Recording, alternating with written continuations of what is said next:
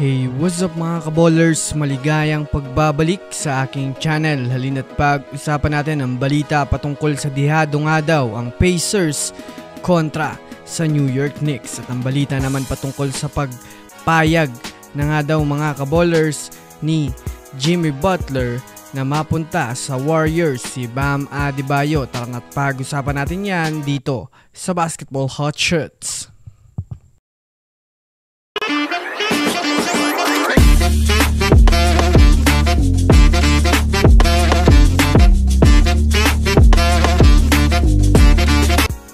Una nga muna tayong dumako mga kaballers sa balitang dehado nga daw ang Indiana Pacers kontra sa New York Knicks. Well, alam naman nga po natin sa ngayon mga kaballers na isa din sa mga inaabangang match-up ngayon.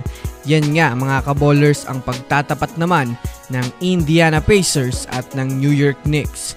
Matapos nilang pabagsakin ang mga mabibigat na team sa Eastern Conference kagaya na lamang ng Boston Celtics at ng Cleveland Cavaliers. Well, sa gaganapin niyang East Finals ay marami rin mga fans ang excited na mapanood ang classic match-up ng Knicks at ng Pacers sa kasaysayan ng NBA. Bukod pa dyan, isa rin ito sa do or die series ng matitinding point guard sa East na sina Tyrese Haliburton at Jalen Brunson. Kaya naman sari-sari na ngang pag-aaral at prediksyon sa magiging match-up ang mga NBA analyst. Base nga sa ESPN, lamang nga po mga kaballers sa prediksyon ng New York Knicks dahil mas veterano at mas madami nga po mga kaballers ang mga ace players ng Knicks sa playoffs. Bukod pa dyan mga kaballers, sa Knicks nga din unang gaganapin ang kanilang magiging Game 1. Ngunit syempre, kilala naman nga natin ang Pacers na magaling mambaliktad ng sitwasyon. Kaya talagang kaabang-abang talaga mga kaballers ang magiging labanang ito. Para sa kaalaman ng lahat sa mga gustong makapanood mga kaballers at masubaybayan ng mga teams na kanilang gustong magkampiyon ngayong season ay maaaring bisitahin nyo lang mga kaballers ang FB page ng Keropi PH at i-message kung gusto nyong mag-avail ng NBA League Pass sa halagang 300 pesos ay di nyo na kailangan umasa sa mga live streamers para mapanood ang mga laro. Again, one-time payment, pwedeng makapanood ng live games until finals na yan mga kaballers at ilalagay ko sa comment section ng link.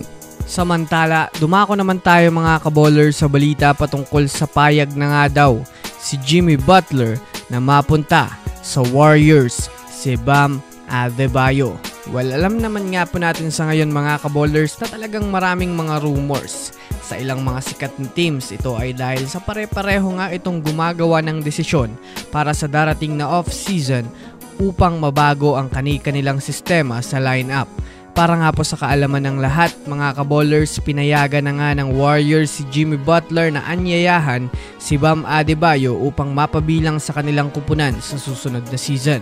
Sa katunayan nga niyan mga kaballers, malamig na rin nga po ang sistema ni Bam Adebayo sa Miami Heat dahil sa kawalan na nga po ng momentum na maaaring makabalik pa sila sa finals sa mga susunod na season.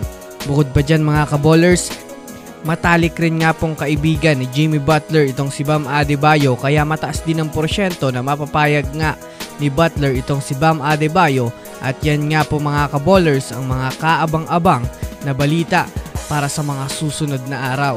So yun lamang mga kaballers, yan lang naman ang pag-uusapan natin ngayon. Pindutin ang subscribe and hit nyo na rin ang notification bell para sa mga susunod na update sa mundo ng basketball. Again, this is Basketball Hot Shots. Thanks for watching.